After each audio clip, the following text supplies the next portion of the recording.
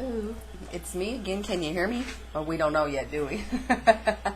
Anyway, first thing I got to do, I told him I would plug the ISBN number, and it is ISBN 1-4241-7021.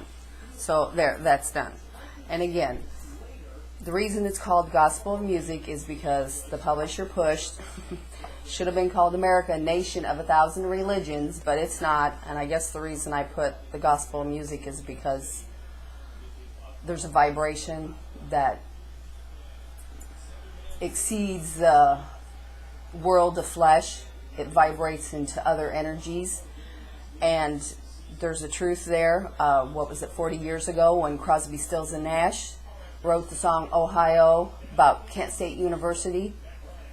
Lord knows our history books don't document the truth the way it is. But enough of that, I will say it's not even been a year, and I sat in on a 3-day court trial. My brothers, and I listened to the prosecution sit and say, it don't matter that the witnesses lied. It don't matter that they cleaned up the crime scene. It don't matter. All that matters is putting him away on lies. And now, in the appeal, they've deleted out the transcripts. So, yeah, just like they've deleted words out of our Bible. But we're going to get off that subject. I'm done.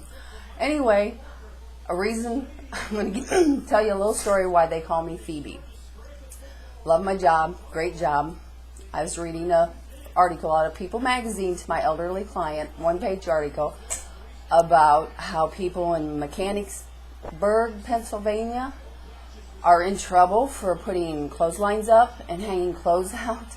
And I'm like, what? I was appalled. I couldn't believe it. And I'm thinking, okay, there's some type of new government, HOA, that's fining these people. One lady was even fined $1,000. So I'm telling Freddie this, man, can you believe that? And he's like, well, Phoebe, it's people live in these communities where you drive in and you drive out, and there's people that say what you got to do. And I'm like, a trailer park?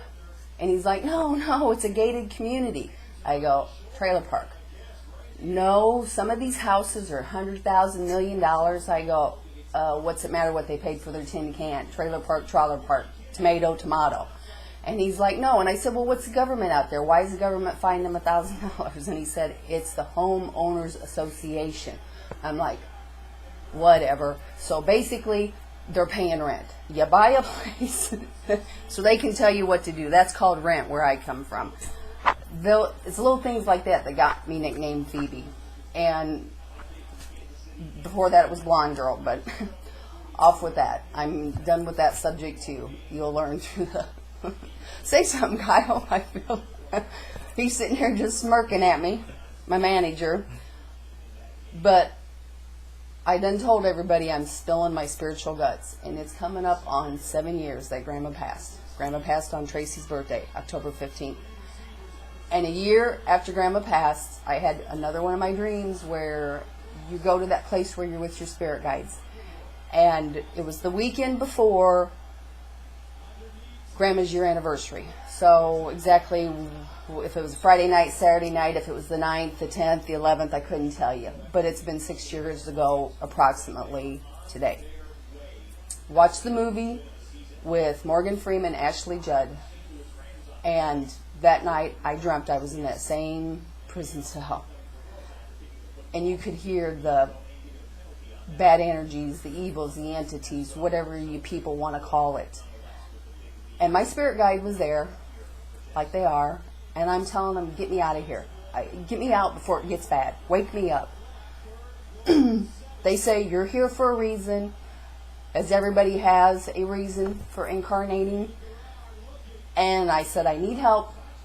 Send me help. And they said, we have. And I'm like, who?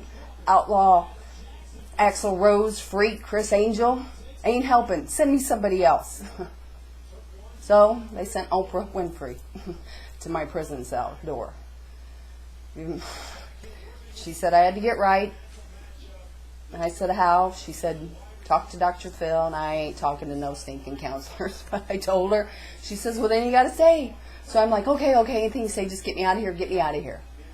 And me, her, and my spirit guide was on this cliff, like in the movie, and I was going to jump, and Oprah said, you don't have to jump to be free, just remember. Just remember.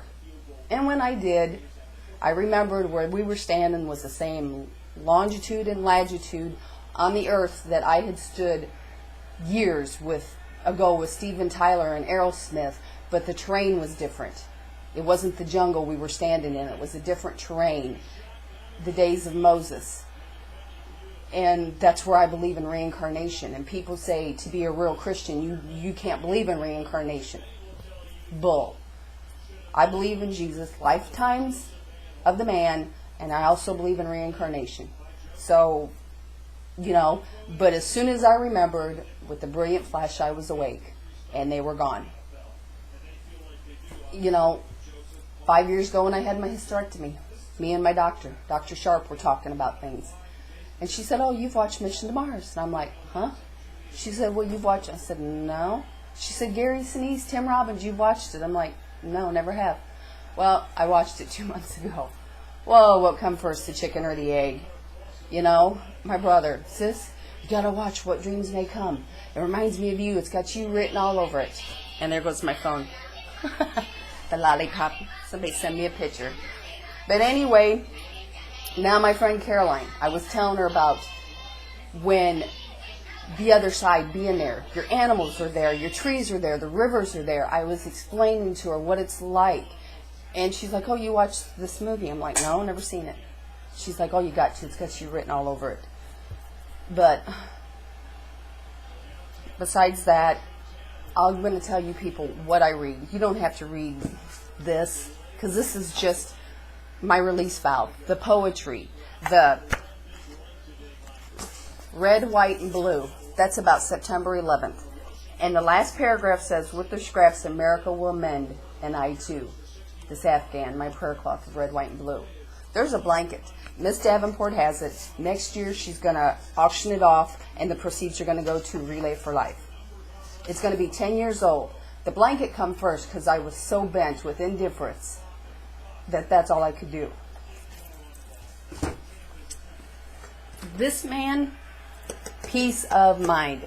Everything this says, yes, yes, yes. Finally somebody can explain what it is that's in here. And if I'm not mistaken, he's like a rocket scientist or something.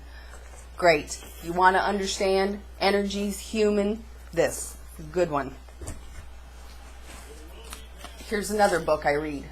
I haven't read it. I get lost in the scientific words, but the pictures, man, they speak a million words, that's for sure. I like the pictures. Janice, I haven't got all the way through this yet, but I will. Another good book. This, now, boy, another Christian not him, was talking about him in church. And somebody piped up and said things to me, made me feel bad about myself again, like Christians always have. But, good book. Another good book. The Sacred Jest.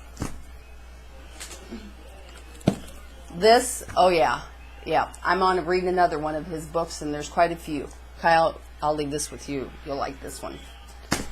And this book, I can't read it. Every time I open it up and try, it just chokes me up. Chokes me up.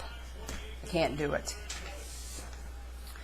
1978, the spring of 1978. My dad said, go upstairs, sis, get my book. It's laying on the bed, and shut my radio off. And it wasn't this book, but it was a copy of this book laying on the bed. I reached down, picked the book up with this hand, and it was in my hand, and I reached over to shut the radio off. And the song that was playing was Aerosmith's Dream On. And when I did, I felt the energy go right through me. My phone again.